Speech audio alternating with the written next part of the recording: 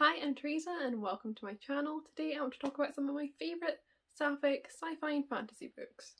Now, I kind of tend to consider myself a contemporary reader, but when I look back at what I've given 5 stars over the year, there's a lot of sci-fi and fantasy, usually sapphic or queer because I am me, but I actually do enjoy these genres more than I think I do, and when I sit down and read them, I do really enjoy them. And just sometimes it's the thought of picking up a fantasy book and having to figure out all this world building.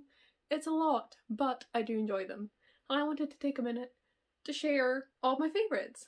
So the first book I want to talk about is Girls of Paper and Fire by Natasha Nyan. So this is a first in a trilogy, and the trilogy is now complete. I need to finish it off because I've only read this one book, but I plan on rereading this and continuing the series sometime this year, hopefully. So this follows Lei, who's a member of the paper caste, which is the lowest in society. And every year, 8 paper girls are chosen to become concubines to the king. But this year there's a 9th, Lei is chosen. Her rumoured beauty has piqued the interest of the king, and so she is taken to the palace to train for her new role, and there she does the absolute unthinkable and she falls in love with one of the other paper girls. And this begins this lovely romance and what's going to span into a much bigger fantasy adventure and kind of, I believe, like overthrowing, because the king is not a good dude. I obviously don't know how the series continues and concludes since I've not read the second or third book yet, but this one really set up to be something spectacular. I'm really excited about it. It's got absolutely gorgeous world building and writing and everything. It's kind of, I think it's Chinese and Malaysian inspired, which is the author's own background, and it's just this lovely lush world. I love it.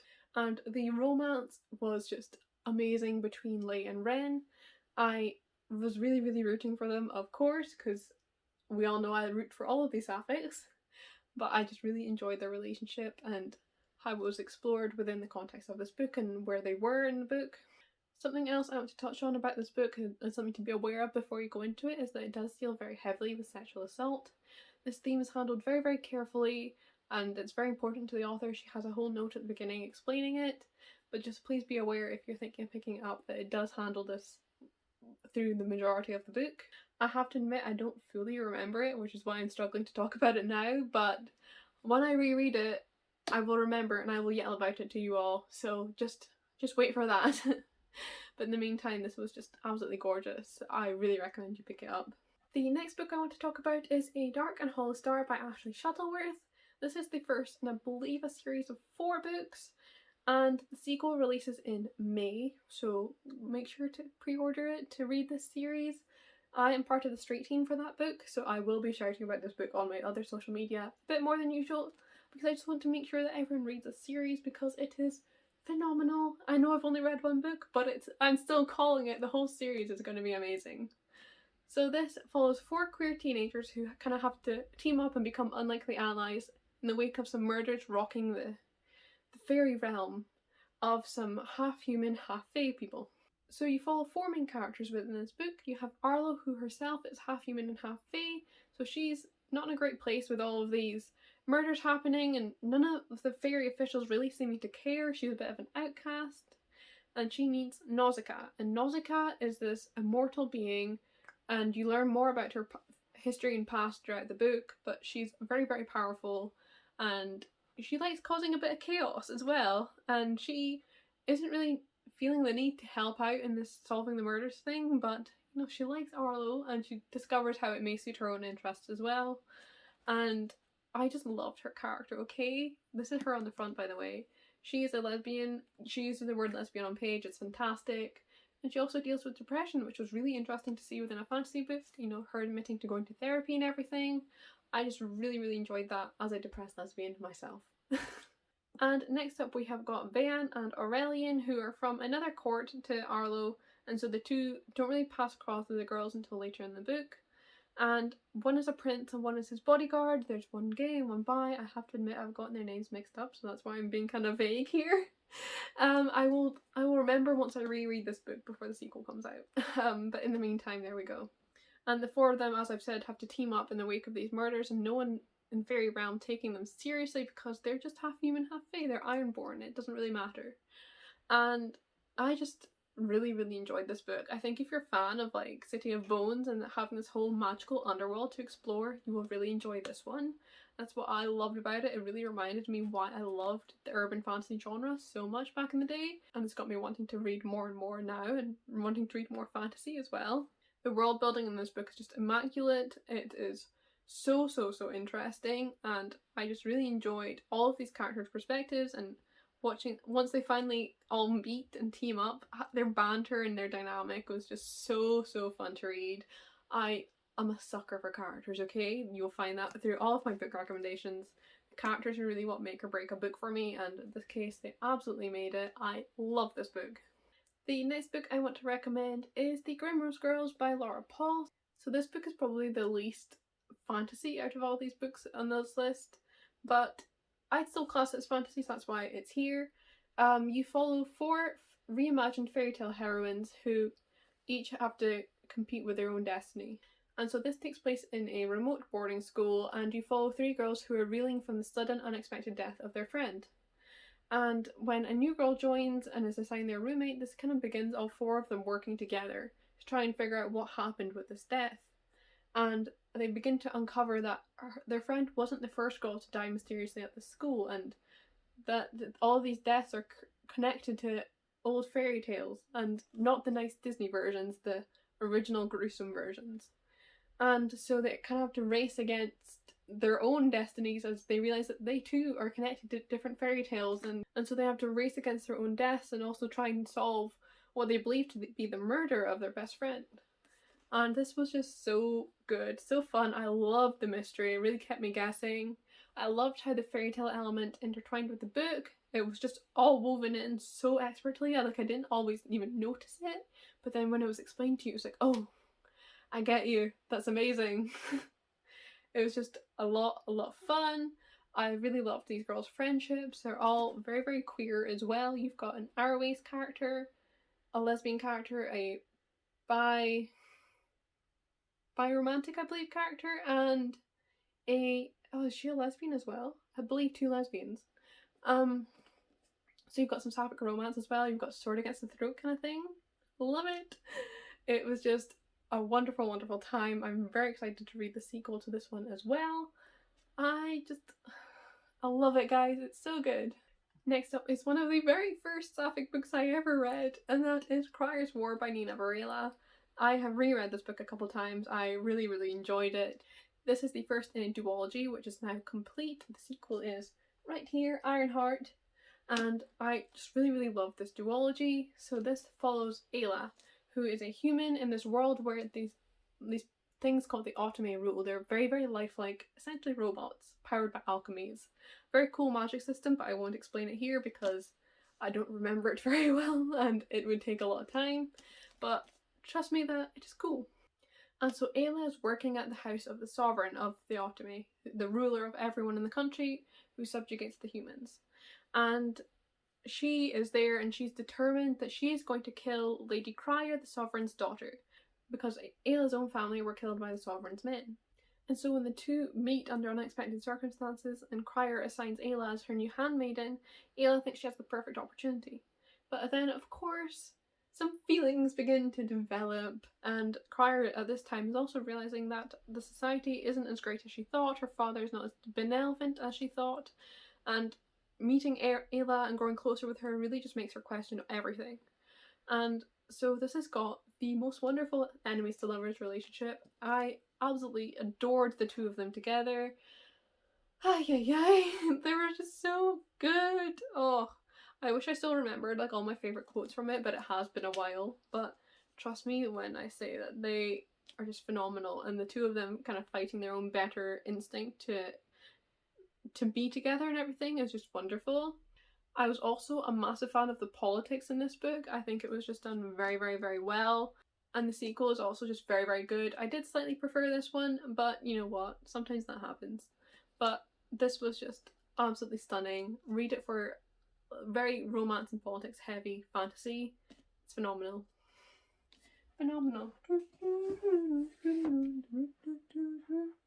Next up, I have got Gideon the Ninth by Tamsin Muir. So this is a sci-fi novel. It's adult. I think all my other ones I've mentioned have been YA, by the way. And this one is this like weird chaos blend of sci-fi and fantasy and horror. It has all of these elements and they all just work so well together. I am in awe. This is not one I went into thinking I would enjoy it, to be honest. But I'm pleased to say that I absolutely adored it. It made me feral. I didn't even finish this one before ordering the sequel, and I just like couldn't wait for it to arrive. It was so good. So this follows Gideon Nav, who's indentured to the ninth house, and this kind of society is split up into 9 houses of necromancer families who each rule over a different section of space. And as I said, Gideon's indentured and she wants out, and her latest escape attempt is thwarted by Harrowhark, the reverend daughter of the ninth house. The two of them have been enemies since they were children, but Harrowhark is in need of a swordswoman and Gideon is the only option. Because Harrowhark has been summoned by the Emperor to take part in this competition to become a new Lictor, which is this like an all-powerful immortal necromancer warrior. And so the two of them journey together to this abandoned castle alongside a necromancer and a cavalier from all of the other houses. And they're all kind of left to explore this old castle and figure out some puzzles to become the new Lictors. And I just loved reading this, okay? It has this like magical competition vibes, locked room kind of mystery as well as people start dying. It's just got so many amazing aspects that just worked so well together and with the story. And at the same time, you've got Gideon and Harrow beginning to become less enemies, more tentative allies, tentative friends. And also the possibilities here for an enemies to lovers romance are off the fucking scales. When that happens, if that happens, you will not be hearing from me again. I will have deceased and gone to heaven. I will be so happy. the raw potential for it here, the like lines that they have with each other, the moments that they have, it's so good. It made me completely feral. I read this for a vlog actually, so you can watch that in real time if you would like. I will leave a link down below. It was just wonderful. This is wacky, it's weird, it's creepy, it's just a wonderful fun time. The necromancer magic and everything is very cool, and how each of the houses has like a different take on it, and it's just so clever. I wish I had the brain cells to write this. I barely had enough to read it.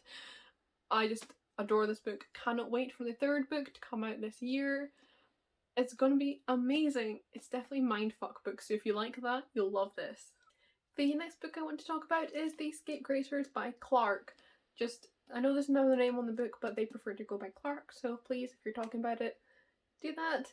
Anyway, this is one of my all-time favourite books. It was one of my favourites of 2020, I believe. The sequel is due to come out soon. I cannot wait. So this follows Sideways Pike, who is a teenage lesbian witch. And she's always lurked kind of at the bottom of the social scale of her high school, but when the 3 popular girls invite her to their Halloween party to perform a magic trick, she goes and she ends up falling in with them. And as the 4 girls form their own coven and have to fight off dude bros and witch hunters and find Sideways a girlfriend and plan parties and just all that good teenage stuff as well, Sideways is really left to figure out this whole new friendship thing because she's just never had it before, and never with these lovely girls. And guys, the friendship in this book is my favourite in any book. It is phenomenal. I love it. I love it so much. You have got these 3 popular girls, and this book really turns the whole popular mean girls trope on its head, which I loved to read. That is one of my favourite things. I hate the whole popular mean girl trope, so seeing it done like this was just so amazing, and I just loved all of these girls so much. You've got Yates, who's like soft and pretty but also so strong, and I loved getting to see a character allowed to be soft and pretty but also strong, because you often don't see that in fantasy. Like, it's like the only option for a woman to be strong is to be a warrior, and getting to see the complete opposite of that was just so lovely. And you've also got another few girls, they're all just so good. If you actually read my review, which I'll leave a link down below, I go into depth about each of the characters and why I fell in love with them, so I definitely recommend checking that one out. But yes, this has just got the most gorgeous, gorgeous writing. It's like infused with the occult. It works so well with the story and with Sideways' voice. I loved it. I loved all the magic, the way that these spellcasting scenes are written and everything. It's just so, so good. I really, really loved it. Please read it. The next book I want to talk about is Gearbreakers by Zoe Hanamakuta. So this is a sci-fi. It's YA. You follow a dual perspective of two girls who are on opposite sides of this war. You follow Sona, who lives in this big city called Vidolia, who really rules over the surrounding area with an iron fist, literally through these massive mecha deities. And Sona is a pilot of one of them. And you also follow Eris, who's a gearbreaker. This is part of this kind of rebellion against the city, who take down these massive mecha deities. And when their paths cross after Eris is captured, the two girls learn that maybe they don't have such a difference between them, and they escape together to work with the Gearbreakers to take down the mechas in the Godolia. And it's got sapphic enemies to lovers, it's got found family, it's got everything you could want. I love it so much, and I am not a sci-fi person, so you know it's good if I like it. I just adored getting to meet all of the Gearbreakers and see how Sona fit in with them as basically their enemy, who they've been brought up to hate.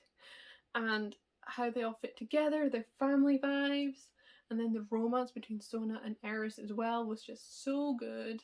Love them together.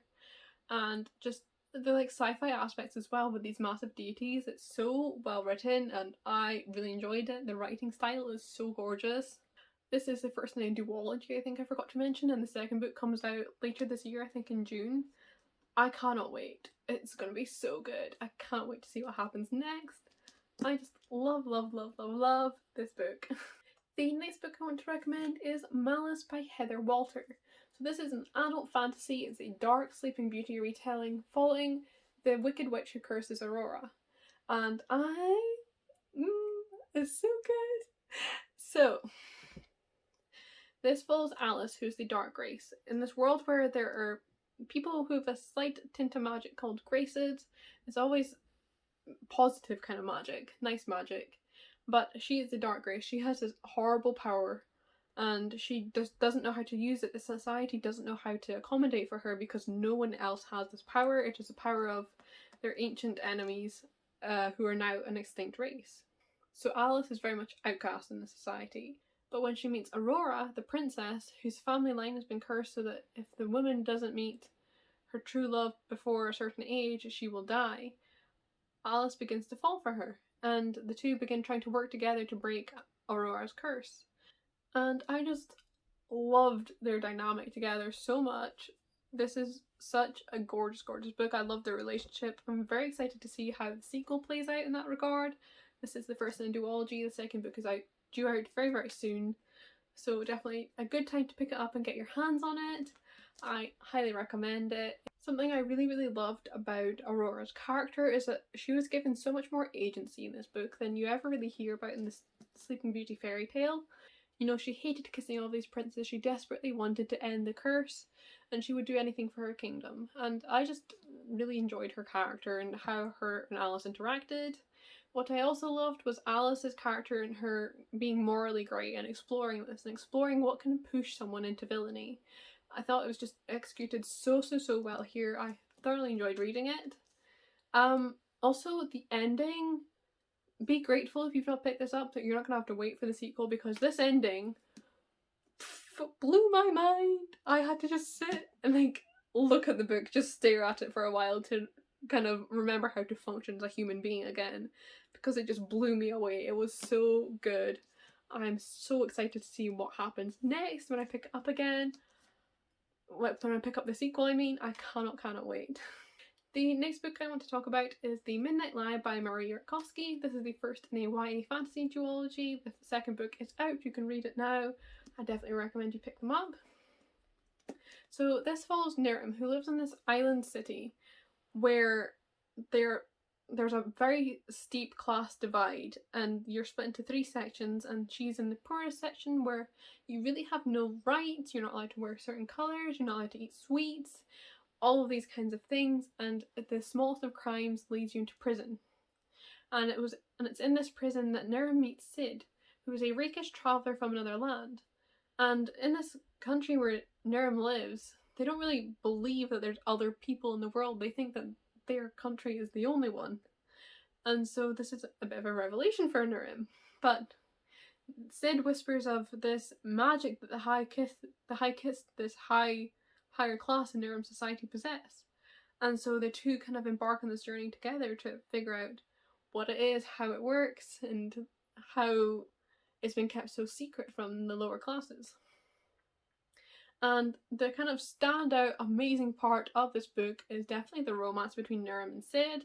I was going absolutely feral for them. I read this in the same vlog as I read Gideon the Ninth, so you will find it down below if you want to know more of my thoughts. But this was just absolutely wonderful. I love the two of them together, how they interacted, the flirting, the banter, all of it. It was so good, so enjoyable. What I also loved is that Nirem and Sid are both lesbians, made very clear, and I loved the exploration of comp het through Nirem's character. This kind of idea that because you live in a heteronormative society, it doesn't even occur to you that there is another option. I definitely related to that, and I loved seeing it explored so well in a fantasy setting.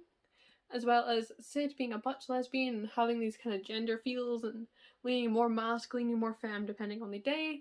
I just found that so interesting to read. I thought it was very well done, and I just really enjoyed this duology. It's got gorgeous writing, gorgeous magic system when you begin to explore it. I loved it. It just worked so well.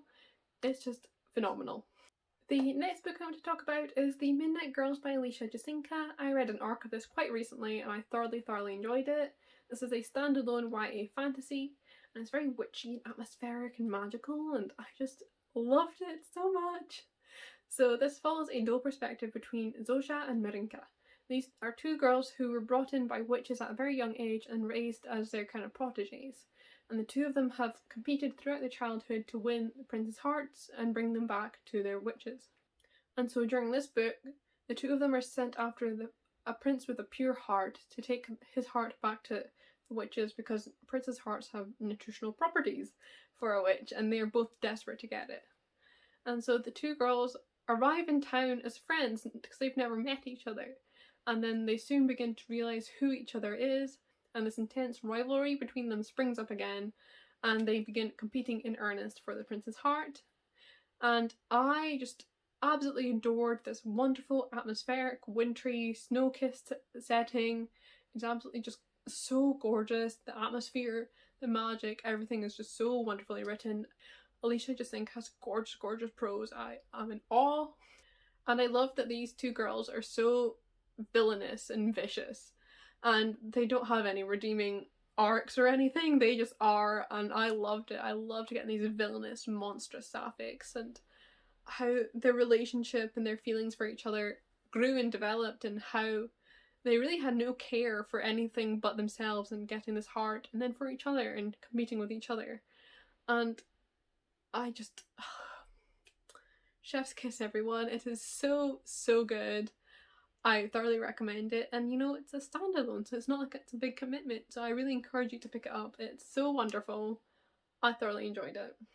The next book I want to talk about is These Feathered Flings by Alexandra Overy. This is the first in a duology. The second book is due out this year, so it's definitely a good time to pick this series up. So this follows a dual perspective of two sisters, twin sisters who were separated at a very young age. One to be raised as the future queen, to live in the palace and be trained in intrigue and politics and everything. This is Isabetta. And then her sister Asia was taken away to learn to become the Firebird. So in this world, when someone performs magic, they must pay a price, and the Firebird comes when they do not pay it. And it is a brutal, hard job, and the Firebird is a very feared figure. And Asia is not very settled into this role. She does not enjoy it.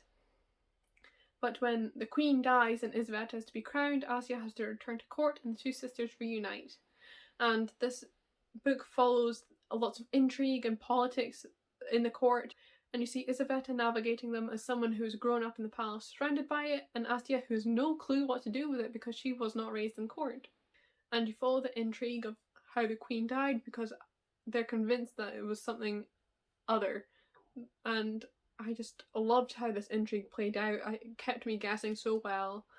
It was just so cleverly written. Asya is sapphic. She has a relationship with her personal guard who's assigned to protect everyone else from her. It's enemies to lovers. The guard is not a fan of the Firebird. And I just loved their relationship. There's a scene where they fight each other. It's fantastic.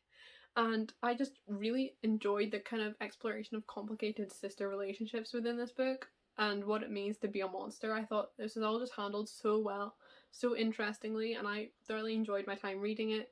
Cannot wait to pick up the sequel. The final book I want to talk about is In the Ravenous Dark by A.M. Strickland.